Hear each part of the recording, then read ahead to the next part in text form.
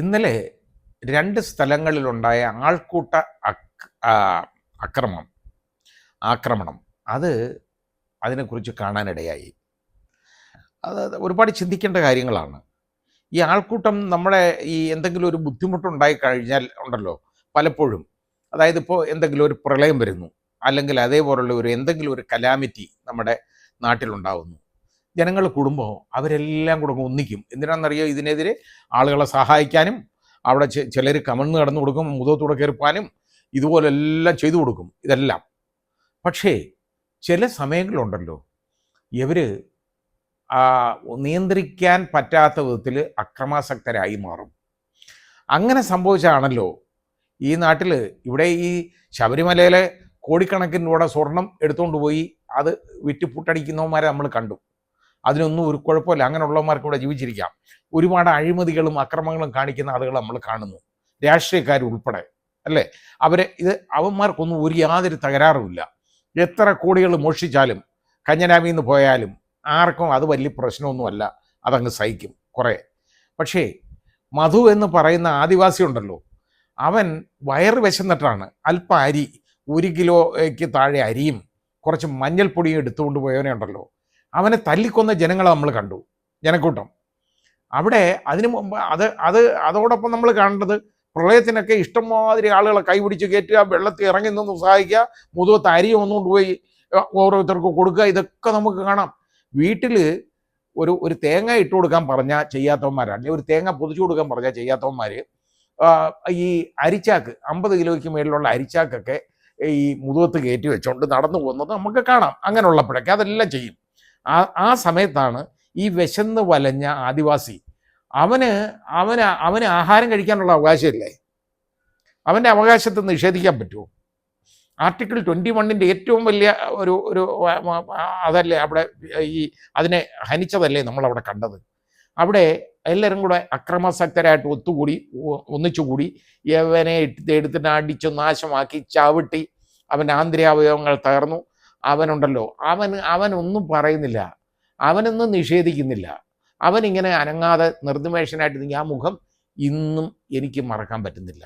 സ്വപ്നത്തിലൊക്കെ പലപ്പോഴും ഉറക്കത്തിലൊക്കെ ഉറക്കം കെട്ടുപോകും, ഈ മുഖം ഓർമ്മ വരും. അവൻ്റെ ആ നിൽപ്പുണ്ടല്ലോ, അവൻ അതൊന്നും അറിഞ്ഞൂടാ. എന്തിനാ അവനെ ഉപദ്രവിക്കുന്ന അവൻ അറിഞ്ഞൂടാ. അവൻ ആഹാരം കഴിച്ചു, അത്രയേ ഉള്ളൂ. ആഹാരം കഴിക്കാൻ ശകലം അരി എടുത്തു, ഒരിച്ചിരി മഞ്ഞപ്പൊടി എടുത്തു, വേറൊന്നും അവൻ ചെയ്തില്ലല്ലോ. അവനതങ്ങ് കൊടുത്തുവിടായിരുന്നു, അല്ലെങ്കിൽ അവന് ആഹാരം വാങ്ങിക്കൊടുക്കണ്ടേ? അതിന് പകരം ചെയ്തതെന്ന് പറഞ്ഞാൽ അവനെ തല്ലിക്കൊല്ലുന്ന ജനങ്ങൾ നമ്മൾ കണ്ടു. അതേപോലാണ് ഇന്നലെ കായംകുളത്ത് ഒരുത്തൻ, അവൻ ചെയ്തത് ശരിയാണെന്ന് ഒരിക്കലും ഞാൻ പറയുന്നില്ല കേട്ടോ.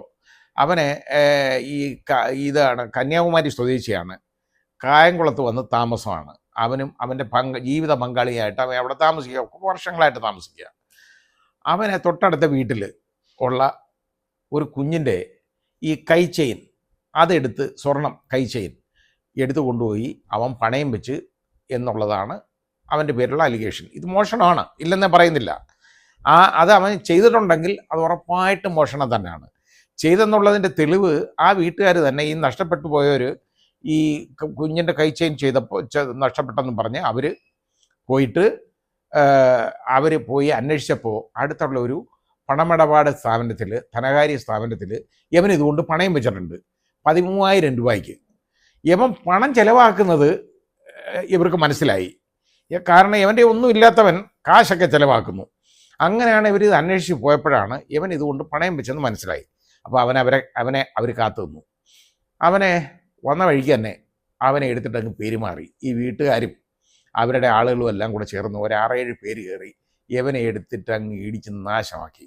അവനെ വളരെ ആരോഗ്യം കുറഞ്ഞ ഒരുത്തനാണ്. അവൻ എന്തെന്നറിയ, ഈ അടിയും കൊണ്ടിട്ട് അവൻ കനാലിൽ വീണ് കഴിഞ്ഞപ്പോൾ അവിടുന്ന് അവനെ പൊക്കി കയറ്റി കരയ്ക്ക് കയറ്റിയിട്ട് പിന്നെ അടിച്ചു കഴിഞ്ഞപ്പോൾ അവൻ കുഴഞ്ഞു വീണിട്ട് അവനെ എടുത്ത് താലൂക്ക് ആശുപത്രി കൊണ്ടുപോയപ്പോഴോ അവിടെ ചെന്നപ്പോഴത്തേക്ക് അവൻ മരിച്ചുപോയി. എന്താണെന്നറിയോ? അവൻ്റെ ഈ ജുഗുലാർ വെയിനായിരിക്കും, നമ്മുടെ ബ്രെയിനിലേക്ക് ബ്ലഡ് സപ്ലൈ ചെയ്യുന്ന, നമ്മുടെ ഈ ചെവിയുടെ അടുത്തൂടെ പോകുന്ന ഒരു വെയിനുണ്ട് കഴുത്തിൽ നിന്ന് ഇങ്ങനെ പോകുന്നത്, അത് പൊട്ടിപ്പോയതാണ് കാര്യം. അപ്പോൾ ആ അടിയുടെ ആഘാതം നമ്മളൊന്ന് ആലോചിച്ച് നോക്കിയുള്ളൂ, എന്തുമാത്രം അവന് ഉപദ്രവിച്ചൊന്ന് ആലോചിച്ച് നോക്കിയുള്ളൂ. അവൻ എടുത്തു, ശരിയാണ്, മോഷണമാണ്, നിങ്ങൾ കണ്ടുപിടിച്ചു വേഗന്മാർ ചെയ്യേണ്ട എന്താണ്? ഇതെല്ലാം കണ്ടെങ്കിൽ അവനെ പോലീസിൽ അത് റിപ്പോർട്ട് ചെയ്യണം, പോലീസുകാർ പിടിച്ചുകൊണ്ട് പോകും. അതാണല്ലോ ചെയ്യേണ്ടത്. അത് പോലീസുകാർ കൊണ്ടുപോയി അത് അന്വേഷിച്ചിട്ട് അവൻ്റെ പേര് നടപടികളെടുക്കും, അവന് ജയിലിലിടാം. പിന്നെ ഈ സാധനം തൊണ്ടി റിക്കവറി നടത്തുകയും ചെയ്യാം ആ സ്ഥാപനത്തിൽ നിന്ന്. ഇവർക്ക് ഈ സാധനം തിരിച്ചു കിട്ടുകയും ചെയ്യും. അതിന് പകരം ഇവനെ തല്ലിക്കൊന്നാൽ ഇവർക്ക് ഇത് വല്ലതും കിട്ടുമോ? ഈ 13,000 രൂപയുടെ സ്വർണം എന്ന് പറഞ്ഞാൽ, പണയം വെച്ച സ്വർണം എന്ന് പറഞ്ഞാൽ എന്തുമാത്രം ഉണ്ടെന്നുള്ളത് ആലോചിച്ച് നോക്കിക്കോളൂ. ഇന്ന് ഒരു പവൻ്റെ വിലയെന്ന് പറയുന്നത് ഏതാണ്ട് 1 ലക്ഷം രൂപയ്ക്ക് അടുത്ത് വിലയായി അല്ലേ? 91,000 രൂപയ്ക്ക് മേളിൽ കഴിഞ്ഞു. ഒരു പവൻ വാങ്ങിക്കണമെങ്കിൽ 1 ലക്ഷം രൂപ കൊടുക്കണം ഏറ്റവും കുറഞ്ഞത്. അതിന് മേളിലാവും പണിക്കൂലി ഉൾപ്പെടെ നോക്കുമ്പോൾ. അത് അപ്പോൾ ഈ 13,000 രൂപയുടെ പണയം വസ്തു എന്ന് പറഞ്ഞാൽ അത് എന്തുമാത്രം അതിൽ കാണുമെന്ന് നമുക്കറിയാമല്ലോ. വന്നാൽ ഒരു 2 ഗ്രാം സ്വർണം കണ്ടേക്കും. ഇതായിരിക്കും കാര്യം. ഈ 2 ഗ്രാം സ്വർണത്തിന് വേണ്ടിയാണോ ഒരു തന്നെ തല്ലിക്കൊന്നത് യവന്മാർ?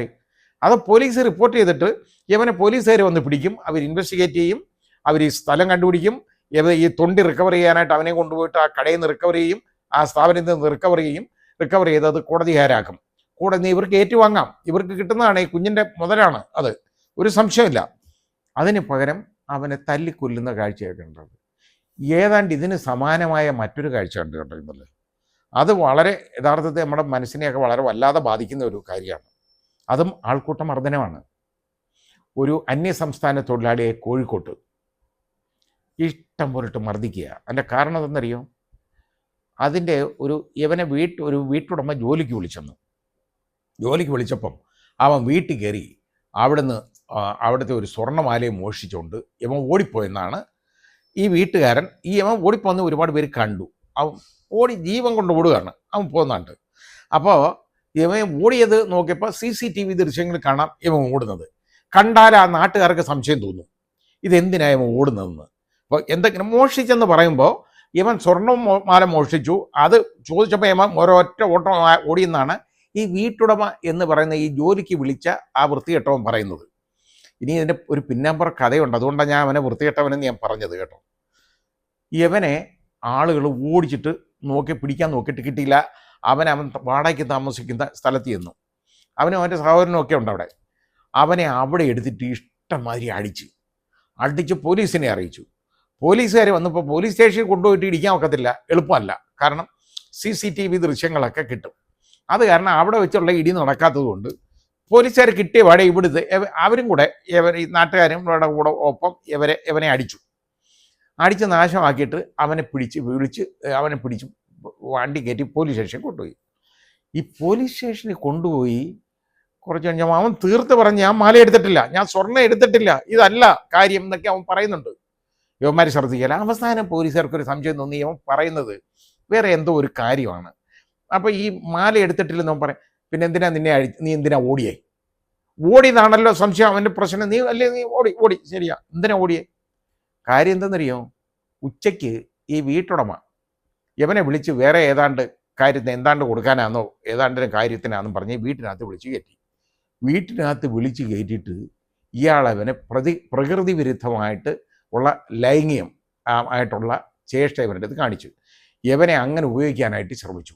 കാരണം ഇത് ആസാംകാരനാണ്, ചോദിക്കാനും പറയാനും ആരുമില്ല. ഇവനെ എന്ത് ചെയ്താലും ആരും ചോദിക്കുകയില്ല. അതുകൊണ്ട് പ്രകൃതി വിരുദ്ധ ലൈംഗിക ഇടപാടിനെ അവന് വിധേയനാക്കാൻ നോക്കി.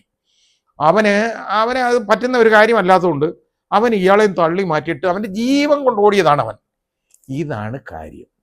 പിന്നെ പോലീസുകാർ വന്ന് ഇവനെ കൊണ്ട് പോലീസുകാർ ഈ വീട്ടുടമയുടെ വീട്ടിൽ വരുന്നു. അവിടെ വന്ന് അന്വേഷിച്ച് നോക്കി.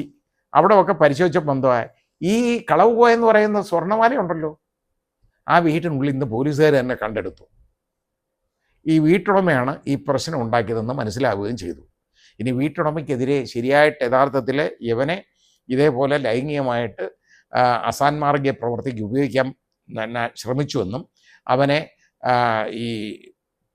ഇങ്ങനെയുള്ള ലൈംഗിക വീഴ്ചയ്ക്ക് അവനെ വിധേയനാക്കാൻ ശ്രമിച്ചു ബലമായിട്ട് എന്നുള്ളതിന് ഇനി അവൻ്റെ പേര് കേസെടുക്കണ്ടേ?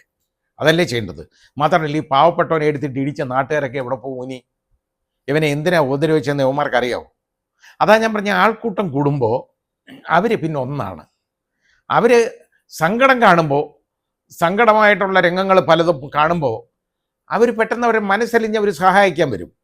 പക്ഷേ ഇതുപോലെ ഒരു അക്രമത്തിന് വേണ്ടി അവർ നോക്കുമ്പോൾ എല്ലാ അക്രമകാരികളായിട്ട് അങ്ങ് മാറുകയും ചെയ്യും. ഇതാണ് ഈ രണ്ട് സംഭവങ്ങൾ ഇന്നലെ കാണാൻ ഇടയായത്. ഞാൻ അങ്ങോട്ടും ആ രണ്ട് സംഭവങ്ങളും ഞാനൊന്ന് താരതമ്യം ചെയ്തെന്ന് മാത്രമേ ഉള്ളൂ. ഒരിക്കലും ഈ രീതിയിൽ പ്രവർത്തിക്കരുത്. ഇങ്ങനെ ചെയ്യാൻ പാടില്ലാത്ത കാര്യമാണ്.